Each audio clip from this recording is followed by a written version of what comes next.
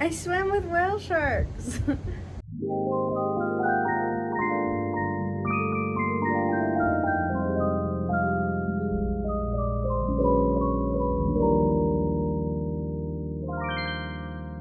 This summer I had the amazing opportunity to travel with my boyfriend down to Atlanta to go to the Georgia Aquarium and swim with the whale sharks. It was amazing, a dream come true. I've always loved sharks. It started with shark fossiling, so I love shark fossiling, and then it kind of grew from there into just reading about sharks, going to shark conventions, going on group shark fossiling expeditions. I think I made like 99% of my science projects about sharks. I love sharks, plain and simple. But there's one shark that I love in particular, and that's the whale shark. I believe it's the biggest fish in the ocean. I just think they're really beautiful, amazing creatures, and so ever since I was little, it's been a dream of mine to swim with them. So my dream had always been to find a place in the world where they live, a responsible, ethical place to swim with whale sharks in the wild. But that dream kind of had to change a little bit when my health took a turn for the worse. It really impacted my ability as a swimmer, so I'm no longer a strong swimmer, and it felt like I was in a position where I needed to let go of the dream just so that I wouldn't ultimately end up disappointed. So it had been something that I hadn't thought of in a really long time, out of sight, out of mind. But I was scrolling on TikTok, as you do, and I came across the Georgia Aquarium's TikTok, and they happened to be doing a live, so I tuned in because I'm always down for a shark live. They were feeding the whale sharks, and it looked really cool. And as they were feeding them, the lady who was running the live mentioned that they have a program where you can come down and swim with the whale sharks. And I was like, I can do that. I mean, Georgia is not that far away, relatively speaking. The only other place that I had thought of swimming with them was Australia, and that's like across the planet from me, both financially and literally. So, but Georgia's like right there. And so I was really excited. I looked it up, I did some more research. They had rescued whale sharks that would not survive on their own in the wild, and one of them did PT, and that resonated with me as somebody with a chronic illness who has to do PT like all the time. I was like, yeah, I want to swim with a shark that has to do PT. I do PT. We're the same. Yay! I mean, not yay, but also like it resonated with me. I don't know. That may be weird. So yeah, I booked tickets, and then we went down. We decided traveling takes a toll on me, so we decided to go stay 2 nights there. The first night, we would just kind of hang out. Then the next day we would swim with the whale sharks, and then the next day we'd go home. So we got there, we just hung out the first day as planned, and then it was time to go swim with the whale sharks. So we went to the aquarium, we looked around, of course we went and saw the Ocean Voyager tank. It was spectacular, it was amazing.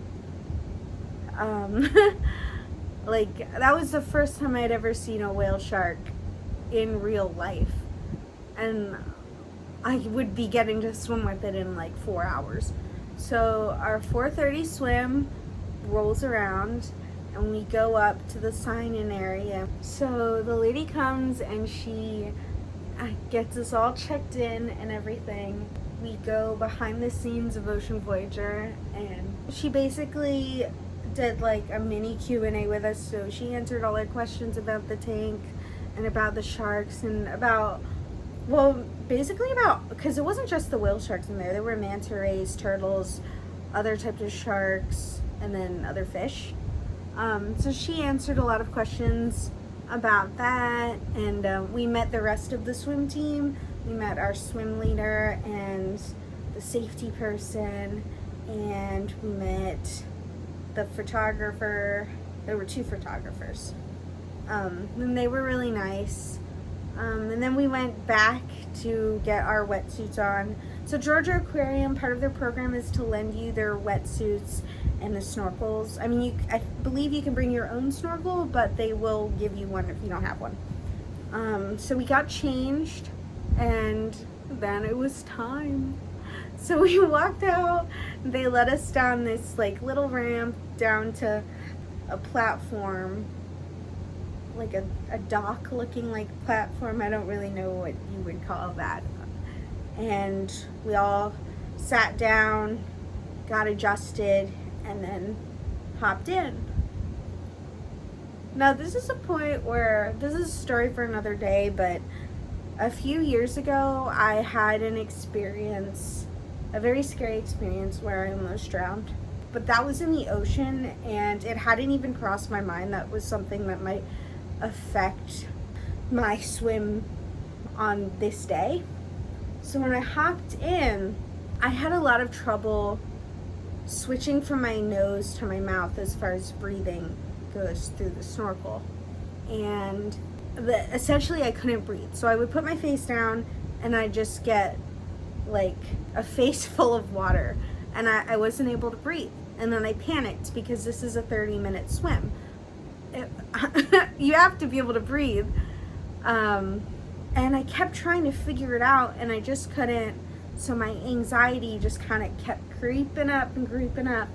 But then the swim kind of started.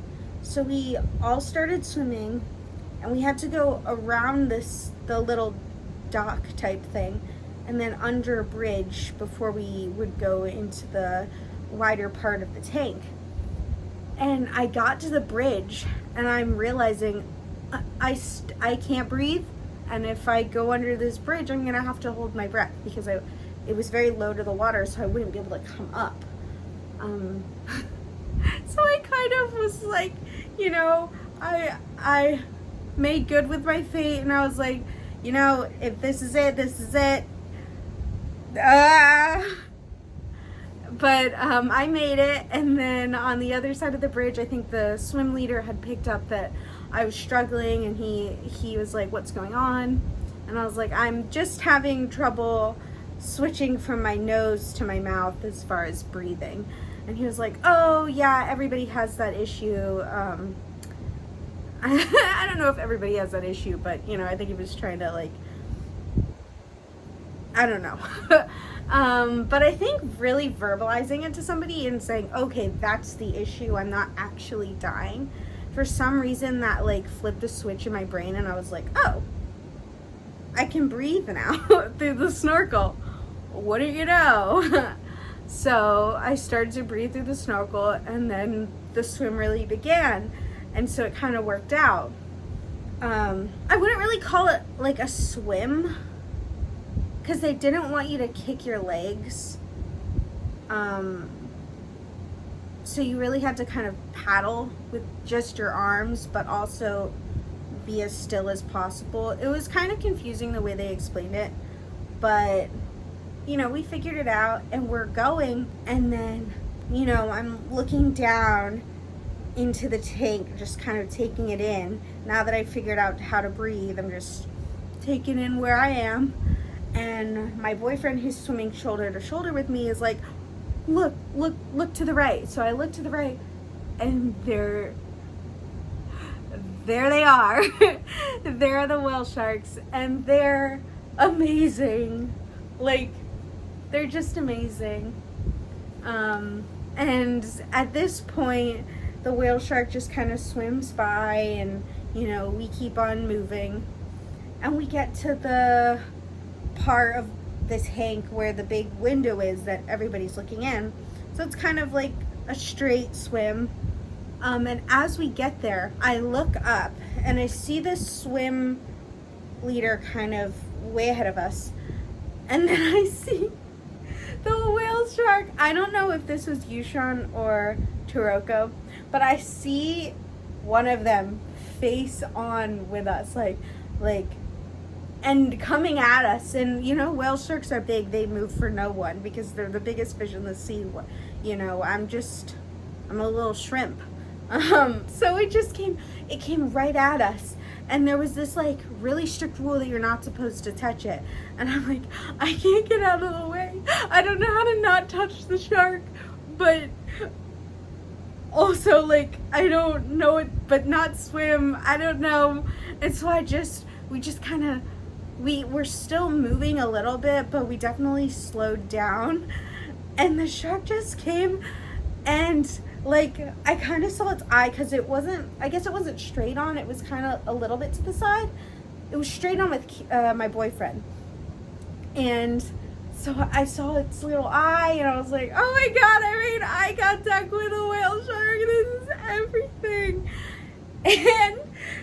But then, instead of like running us over, which was nice, it went under us, and we had a whale shark swimming under us. We were like right here, and the whale shark was like right here, and it was like, so we kept going, you know, going along in our swim. And then so the swim is like a figure 8. So we were getting to the middle where you kind of like cross the tank, and we were swimming across, and I look to my right, and I see my boyfriend kind of making a face. And then I look a little past him, and I see why. And both of the manta rays were coming head on. They were like, nope, move out of the way. We live here. And they just came right at us. And then at the very last second, went under us. And it was, I don't know, it was wild. I was like, what? And obviously that kind of whoosh in the water moved us a little bit, so we had to get kind of back on track. But it was really cool. And we kept going, and we saw the whale shark again. They kind of like, they swim by you repeatedly, and it was just a really cool experience. And it came to the end, so we're getting out. And I was like, I was ready, because I had kind of panicked in the beginning, and also it was just like a really mind-blowing experience for me, because it had been something that I had dreamed about my entire life. So I was ready. I was like, okay, I think I do need a moment where I'm on land, and I'm, I can gather my thoughts, take 5 to 10 business days to process everything. And as I'm getting out, the last time I wore a wetsuit was like 10 years ago. So I forgot that they kind of hold in water.